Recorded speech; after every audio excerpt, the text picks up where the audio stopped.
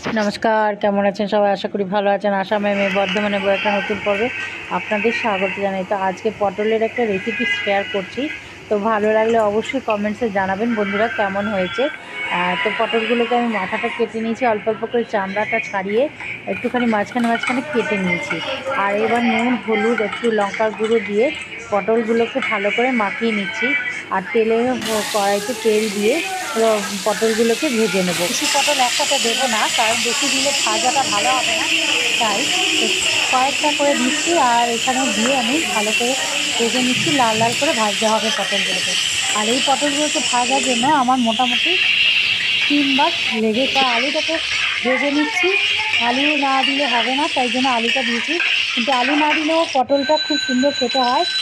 জিরে ফোড়ন আর দিয়ে দিয়েছি তেজপাতা। আর তারপর আলুগুলোকে দিয়ে এবার পটলগুলোকেও দিয়ে দিলাম আর একটুখানি নেড়ে চেড়ে নেব। আর এদিকে বৃষ্টি এসে গেছে, তো পটলগুলো ভাজতে গিয়ে একটু বেশি কয়েকটা একটু মানে কালো হয়ে গেছিলো, যাই হোক ওইটাও ফেলিনি, দিয়ে দিয়েছি। আর এবার মশলাটা দিচ্ছি। মশলাটার মধ্যে আদা লঙ্কা আর টমেটো ছিল, তো এই মশলাটা দিয়ে এবার এটাকে ভালো করে নাড়াচাড়া করে নেব। আর মানে একটুখানি শুকনো শুকনো করতে হবে। আর পটলটা যে খুব ভালো করে আমি ভেজেছিলাম, আর কিছুটা মানে ওই যে দেখুন কিছুটা মানে একটু কালো হয়ে গেছে, দুটো না তিনটে যাই হোক এরকম হয়ে গেছিলো।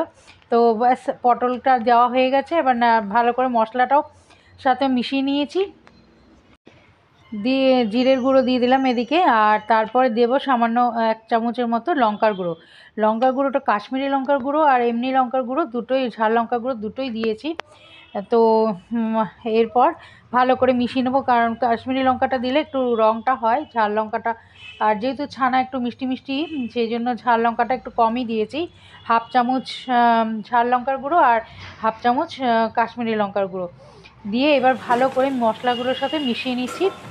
কারণ আর তারপর একটু ঢাকা দিয়ে দিলাম, কারণ ঢাকাটা দিয়েছি এই জন্য যে ঢাকাটা দিলে পটলগুলো আর একটু নরম হবে, খেতে ভালো লাগবে, মশলাগুলো ওর সাথে ঢুকবে। তাই এবার কি হয়েছে, ছানাটা যেটা কেটে রেখেছিলাম দুধ দিয়ে ছানাটা, সেটাকে ভেঙে দিয়ে দিচ্ছি। এবার ভেঙে দিয়ে ভালো করে মেশাতে হবে তো সবজিটার সাথে, কারণ ছানাটা যদি না মেশাই তাহলে ভালো লাগবে না। আর পটলগুলোর সাথে ছানাটা মিশে গেলে খেতে খুবই ভালো লাগে। তাহলে এইরকমভাবে একবার বানিয়ে দেখবেন। পটল তো প্রায় শেষের সময় এখন, আর পটলের রেসিপি এই দিয়ে এইভাবে পটলটা খেয়ে দেখবেন। আর এই মোটামুটি আমার হয়ে গেছে। কাঁচা লঙ্কা দিয়েছিলাম দুটো চিড়ে। এবার ভালো করে মিশিয়ে নিয়ে পরিবেশনের পালা। তো পটলের তরকারি আমার রান্না হয়ে গেছে। কেমন লাগলো রেসিপিটা, ভালো লাগলে অবশ্যই লাইক করবে আর কমেন্টসে জানাবে বন্ধুরা। তোমাদের কমেন্টসের জন্য আমি মানে অনেকটাই আগ্রহী বসে থাকি। আর এই যে তোমরা কমেন্টসগুলো জানাবে, কমেন্টসটাতে আমি সত্যি অনেক উৎসাহিত হই আরও ভিডিও করার জন্য।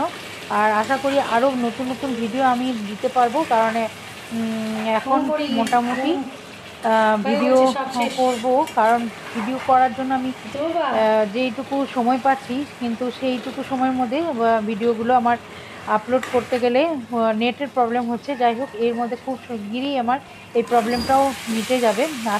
তো বন্ধুরা আমার রান্নাটা কমপ্লিট হয়ে গেছে। এবার ধনেপাতা দিয়ে দিলাম উপর থেকে, ধনেপাতা দিয়ে একটুখানি ভালো করে মিশিয়ে নিলাম। আর এবার বেড়ে নিচ্ছি একটা বাটিতে। তো 2-3টে যেটা পটল পুড়ে গেছে সেটা একটু ওভারলুক করে নিও, কিছু করার নেই। আর যাই হোক এই আমার ফাইনাল লুক। তো কেমন হয়েছে অবশ্যই জানিও। আর আমিও থালায় খাবার নিয়ে বসে পড়েছি। তো কেমন হলো অবশ্যই জানিও। আর দেখা হবে নেক্সট আবার ভিডিওতে, ততক্ষণের জন্য বাই বাই।